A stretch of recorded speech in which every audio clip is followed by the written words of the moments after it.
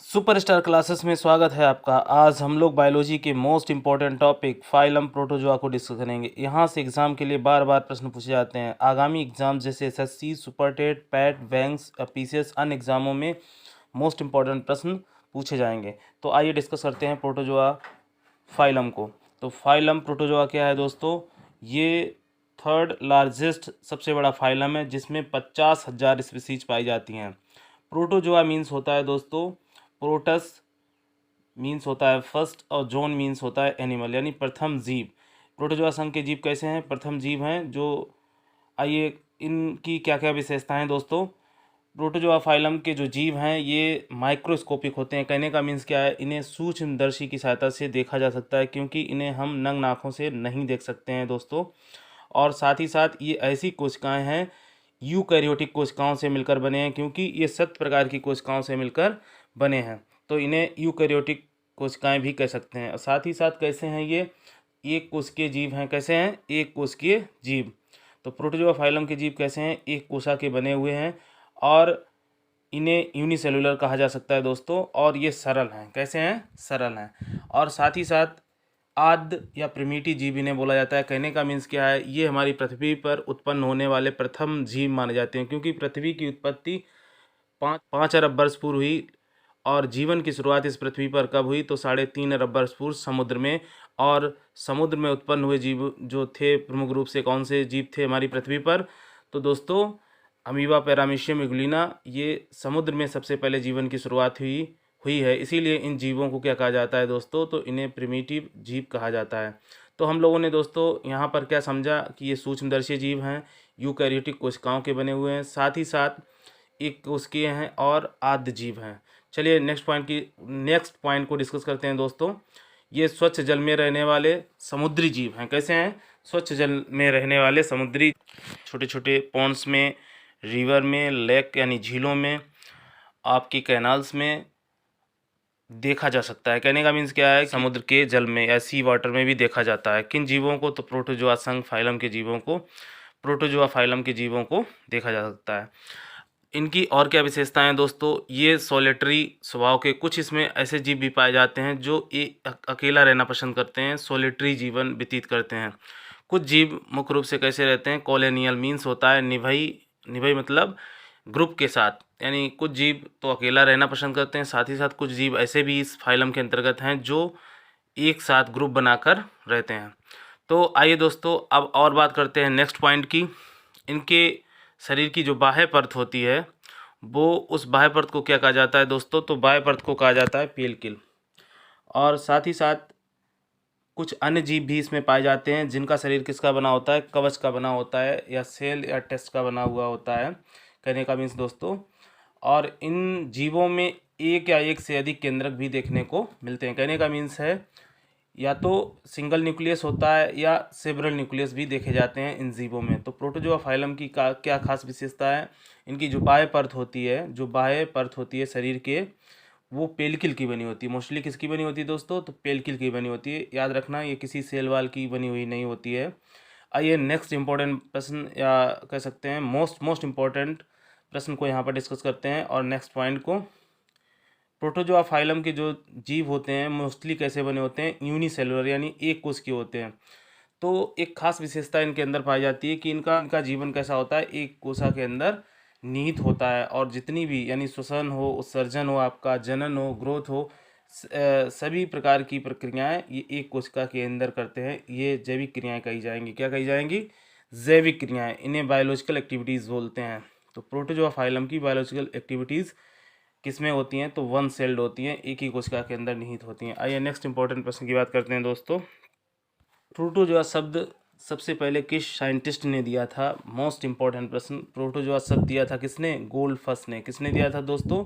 गोल्डफस ने। एग्जाम में कई बार प्रश्न पूछा जाता है कि प्रोटोजोआ शब्द किसने दिया था? तो गोल्डफस ने दिया था। प्रोटोजोआ को सर्वप्रथम अध्ययन किया था, स्टडी किसने किया था प्रोटोजोआ को सर्वप्रथम? तो साइंटिस्ट हैं आपके ल्यूवेनहाक। और आप लोग जानते होंगे बड़े अच्छे से, ल्यूवेनहाक ने बैक्टीरिया की खोज भी की थी। किसकी खोज की थी? तो बैक्टीरिया की खोज करने वाले वैज्ञानिक कौन है? तब भी आपका आंसर होगा ल्यूवेनहाक। और प्रोटोजोआ को सर्वप्रथम अध्ययन करने वाले वैज्ञानिक कौन है? तो प्रोटोजोआ को सर्वप्रथम अध्ययन किया था ल्यूवेनहाक ने। ये थर्ड लार्जेस्ट फाइलम है। ये कहा जा सकता है कि सबसे, अगर आपसे एग्जाम में पूछा जाए सबसे बड़ा फाइलम जंतुओं का कौन सा है, तो आपका आंसर हो जाएगा आर्थ्रोपोडा। और साथ ही साथ दूसरा सबसे बड़ा फाइलम कौन सा है दोस्तों, तो आपका हो जाएगा मोलस्का। और ये तीसरे नंबर का सबसे बड़ा फाइलम है, थर्ड लार्जेस्ट फाइलम कहा जाता है प्रोटोजोआ को। अब एक इम्पॉर्टेंट प्रश्न यहाँ पर एग्जाम में जो बनता है आपके सुपर टेट या अन्य एग्जाम्स के लिए, इसमें न्यूक्लियर डाइमॉर्फिज्म देखने को मिलती है। कहने का मीन्स दोस्तों है कि इन जीवों में केंद्रक द्विरूपता देखने को मिलती है। और खासकर कौन सा एग्जाम में प्रश्न पूछा जाता है, कौन सा जीव ऐसा है जिसमें केंद्रक द्विरूपता देखने को मिलती है। आंसर हो जाएगा आपका पैरामीशियम। तो पैरामीशियम में दो केंद्रक पाए जाते हैं, एक बड़ा केंद्रक यानी मैक्रोन्यूक्लियस होता है, और सेकेंड छोटा न्यूक्लियस होता है जिसे माइक्रोन्यूक्लियस बोलते हैं। और आपका जो बड़ा केंद्रक होता है वो उपापचय क्रियाओं को कंट्रोल करता है, जबकि छोटा यानी माइक्रो न्यूक्लियस किसको कंट्रोल करता है, तो कह सकते हैं अनुवांशिक गुणों को या जेनेटिक करेक्टर्स को मॉडिफाई करता है। कौन, तो स्मॉल आपका माइक्रो न्यूक्लियस। एक और इम्पॉर्टेंट प्रश्न यहाँ से एग्जाम में, कई एग्जाम्स में पूछा गया है, मिक्सोट्रॉपिक पोषण किसमें देखने को मिलता है, तो आपका आंसर हो जाएगा यूग्लिना। तो यूग्लिना एक ऐसा जीव है जिसमें मिश्रित पोषण देखने को मिलता है। साथ ही साथ इसमें पोषण की व्यवस्थाएं जो हैं वो कई प्रकार की होती है। होलोजोइक पोषण भी देखने को मिलता है प्रोटोजोआ में, और होलोफाइटिक भी देखने को मिलता है, सेप्रोफाइटिक मिलता है, और साथ साथ परजीवता यानी पैरासाइटिज्म भी देखने को मिलती है, और सिम्बायोटिक जीव भी देखने को मिलते हैं।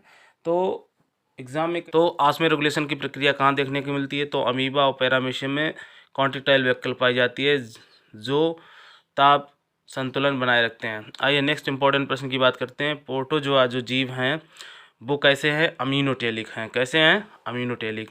कहने का मीन्स दोस्तों यहाँ पर ये है कि ये जल में रहते हैं तो ये अमोनिया का उत्सर्जन करते हैं। इनका उत्सर्जी पदार्थ क्या है, ये भी इंपॉर्टेंट प्रश्न है, आपसे एग्जाम में पूछा जाएगा। अमीबा पैरामीशियम ये क्या उत्सर्जित करते हैं, तो आपका आंसर हो जाएगा दोस्तों अमोनिया। तो अमोनिया का उत्सर्जन करते हैं, इसीलिए प्रोटोजोआ फाइलम के जीवों को अमीनोटेलिक कहा जाता है। क्या कहा जाता है दोस्तों, अमीनोटेलिक।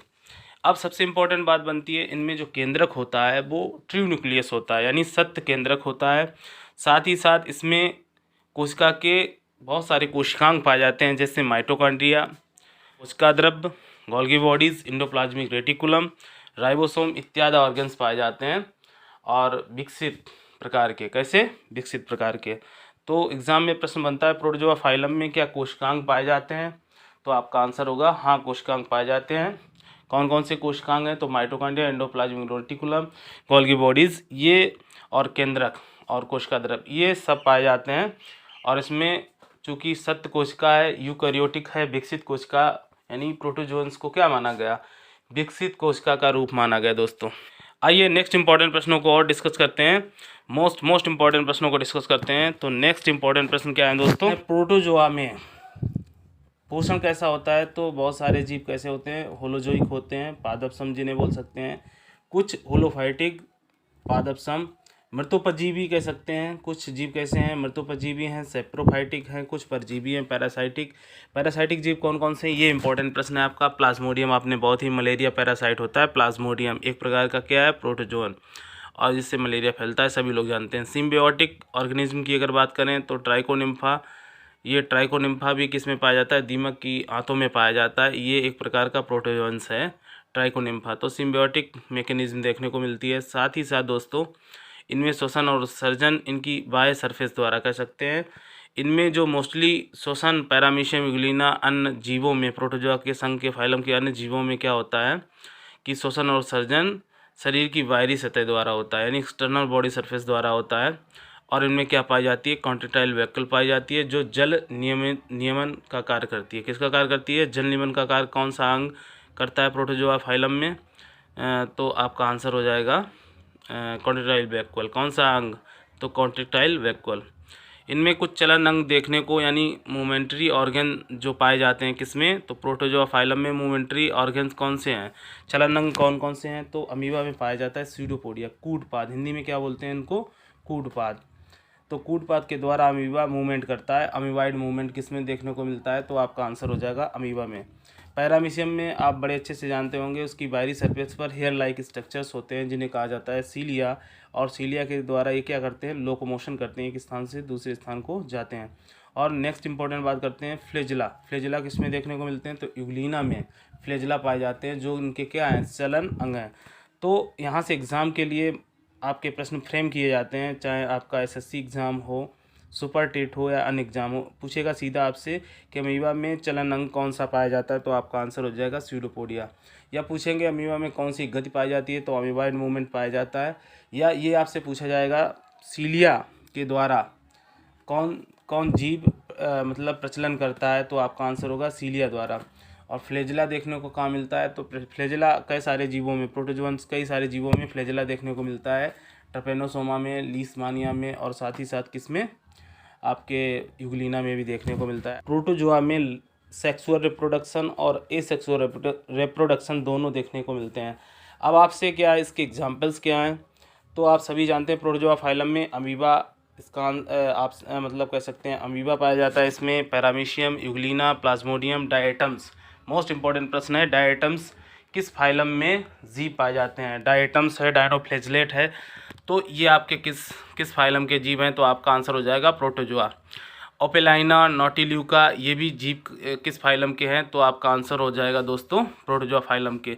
तो अब लोगों ने बहुत सारे अच्छे प्रश्नों को यहाँ पर डिस्कस किया। सबसे इम्पोर्टेंट प्रश्न ये था कि ये एक कोशिकीय जीव हैं और साथ साथ कैसे हैं? प्रिमिटिव हैं, यूकैरियोटिक कोशिकाएं हैं। सबसे इम्पोर्टेंट बात है कि प्रोटोजोआ फाइलम के जो जीव हैं वो यूकैरियोटिक कोशिका के बने हुए हैं। कहने का मीन्स इसमें जो केंद्रक होता है वो सत्य प्रकार का केंद्रक होता है, और ये समुद्री और कह सकते हैं वाटर हैबिटाट में रहने वाले, साथ ही रिवर्स हुआ, पॉन्ड्स हुए, या अदर वाटर हैबिटाट में देखने को मिलते हैं। और सबसे इम्पोर्टेंट इसमें जो बात थी, इनका जो बाह्य खोल होता है, बाह्य कवर होता है, वो पेल्किल का बना होता है मोस्टली, और कुछ जीवों में टेस्ट या सेल भी देखने को मिलता है। इनका सारा जीवन जो होता है एक कोशिका के अंदर कैद होता है। तो सभी जैविक क्रियाएं ये एक कोशिका के ही अंदर करते हैं। बायोलॉजिकल एक्टिविटीज़ एक कोशिका के अंदर पाई जाती हैं प्रोटोजोआ फाइलम के जीवों में। आइए नेक्स्ट इम्पोर्टेंट प्रश्न है जो एग्जाम में पूछे जाते हैं, उनका हम थोड़ा रिवीजन करा देते हैं एक बार। ये सबसे इम्पोर्टेंट, न्यूक्लियर डायमॉर्फिज्म का मतलब क्या है कि आपके पैरामीशियम में दो केंद्रक पाए जाते हैं, एक बड़ा केंद्रक होता है, एक लघु केंद्रक या छोटा केंद्रक होता है। और सबसे इम्पोर्टेंट बात है मिक्सोट्रॉपिक पोषण किस में देखने को मिलता है? तो यूग्लिना में। आपसे एग्जाम में पूछेगा ऑस्मियर रेगुलेशन किस में देखने को मिलता है? तब भी आपका आंसर होगा अमीबा और आपके पैरामीशियम में। और इसमें उत्सर्जी पदार्थ क्या होता है प्रोटोजोआ फाइलम के जीवों में? तो अमोनिया का उत्सर्जन करते हैं, इसीलिए इन्हें अमीनोटेलिक बोलते हैं। इसमें सत्य केंद्रक तो पाया जाता है, साथ ही साथ कोशिका के अन्य दूसरे ऑर्गन भी विकसित पाए जाते हैं, जैसे mitochondria, endoplasmic reticulum, Golgi bodies. और नेक्स्ट इंपॉर्टेंट बात करते हैं दोस्तों। इसमें जो बात पूछी जाती है, इसमें बहुत सारे जीव कैसे हैं? परजीवी स्वभाव के हैं। जैसे मलेरिया पैरासाइट कौन है? तो आपका आंसर हो जाएगा आपका प्लाज्मोडियम। इनमें श्वसन और उत्सर्जन इसकी बाहरी सरफेस द्वारा, यानी जो शरीर की बाहरी सरफेस द्वारा करते हैं। कॉन्ट्रेक्टाइल वैक्यूल क्या करती है? तो ऑस्मियर रेगुलेशन करते हैं। इंपॉर्टेंट है, ऑस्मियर रेगुलेशन की प्रक्रिया किसमें देखने को मिलती है? तो आपका आंसर होगा किसमें? तो प्रोटोजोआ के जीवों में।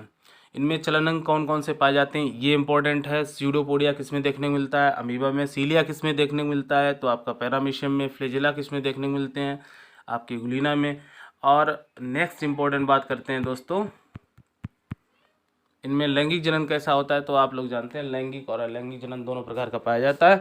तो यहाँ से हमने जितने भी इम्पोर्टेंट प्रश्न बनते हैं उन सभी को डिस्कस किया।